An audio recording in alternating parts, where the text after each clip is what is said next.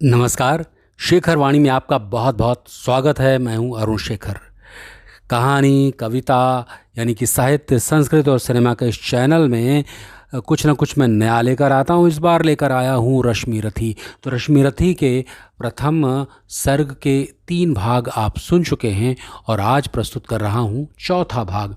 किस प्रकार कर्ण जब आया है मैदान में तो वो क्या कहता है, यानी कि वो बहादुर आया। वहाँ पर अर्जुन अपने अपने कर्तव्य दिखा रहे हैं, लेकिन कर्ण कहता है कि जाति की बात मत करो। यहाँ लोग उससे जाति के बारे में और ये जानना चाहते तुम कौन हो, क्या हो, कहाँ से आए हो, इन बातों को। और इसी बात को चैलेंज करता हुआ कर्ण कहता है कि जातिवाद की बातें मत करो, यहाँ पर बात करो बहादुरी की। अब ये शुरुआत करती है। कर्ण कहता है कि पूछो मेरी जाति, शक्ति हो तो मेरे भुजबल से, यानी कि मेरी जाति जो है मेरी भुजाओं से पूछो, मेरी ताकत से पूछो, मेरी शक्ति से पूछो। और रवि समान दीपित ललाट से और कवच कुंडल से, यानी कि जो मेरा माथा है किस प्रकार से सूर्य के तेज सा चमक रहा है और जो कानों में कवच कुंडल है। कहता है कि पूछो मेरी जाति, शक्ति हो तो मेरे भुजबल से, रवि समान दीपित ललाट से और कवच कुंडल से, पढ़ो उसे जो झलक रहा है मुझ में तेज प्रकाश, मेरे रोम रोम में अंकित है मेरा इतिहास। यानी कि मेरे शरीर में, मेरे रोम रोम में मेरा इतिहास लिखा हुआ है, उसे पढ़ो। आगे कहता है कि अर्जुन बड़ा वीर क्षत्रिय है, तो आगे वो आवे, क्षत्रियत्व का तेज जरा मुझको भी तो दिखलावे। अभी छीन इस राजपुत्र के कर से तीर कमान, अपनी महाजाति की दूंगा मैं तुमको पहचान। कहता है जो अर्जुन बहुत बड़ा अगर वीर क्षत्रिय है तो आगे क्यों नहीं आता है ना, और उसके जो क्षत्रियत्व का तेज है मुझको दिखाए ना। अभी जो इसका जो तीर कमान लिए घूम रहा है इसको छीन लूंगा और फिर मैं अपनी महाजाति का परिचय दूंगा। समझ रहे हैं आप लोग। कृपाचार्य ने कहा। कृपाचार्य बोल पड़े, क्योंकि वहाँ गुरु लोग बैठे हुए थे तो उनको कुछ ना कुछ तो बोलना ही था। तो कहते हैं कृपाचार्य कि वृथा तुम क्रुद्ध हुए जाते हो।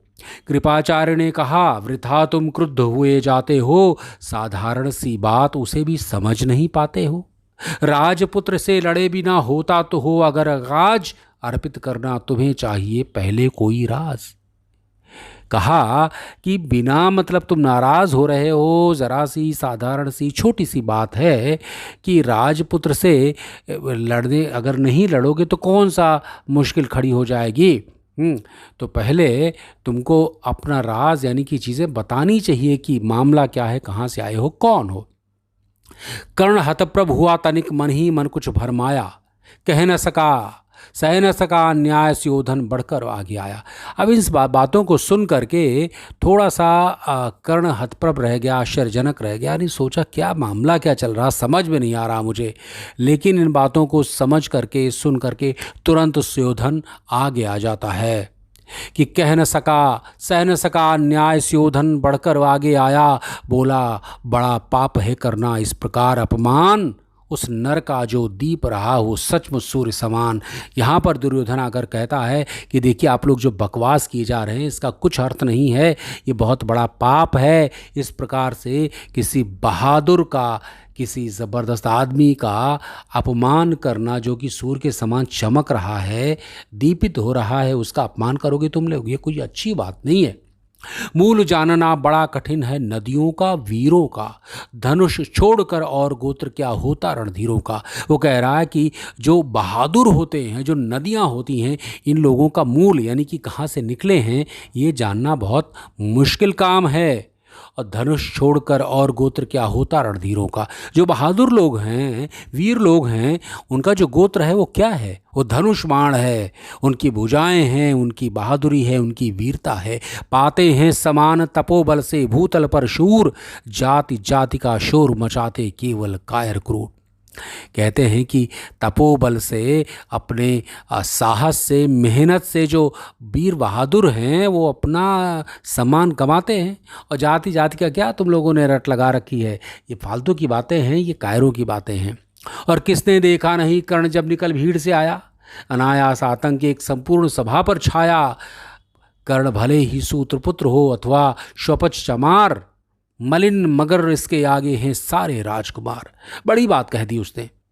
सुयोधन ने बड़ी बात कह दी, कहती कि जब भीड़ से निकल करके ये आ रहा था कर्ण, तो किसने नहीं देखा बताओ। पूरे सभा जो बैठी हुई है ना, सब सन्नाटे में छा गई थी। समझ रहे हैं आप लोग? भले ही सूत पुत्र हो, चमार हो, किसी भी जाति का हो, लेकिन इसकी बहादुरी, उसके तेज के आगे सारे राजकुमार तुच्छ नजर आ रहे हैं। समझ रहे हैं आप लोग? तो ये था चौथा भाग पहले सर्ग का, जिसमें कि चर्चा हो रही है कर्ण के बारे में। तो आपको ये कैसा लगा ज़रूर बताइएगा, और साथ ही चैनल को सब्सक्राइब कीजिएगा प्लीज़, और कमेंट करके बताइए और कौन सी कविता आप सुनना चाहते हैं। फिर मुलाकात होगी किसी नए सर्ग के साथ, बल्कि इसी सर्ग के 5वें भाग में फिर लेकर मैं हाजिर होऊंगा। तब तक अपना ख्याल रखिए। नमस्कार।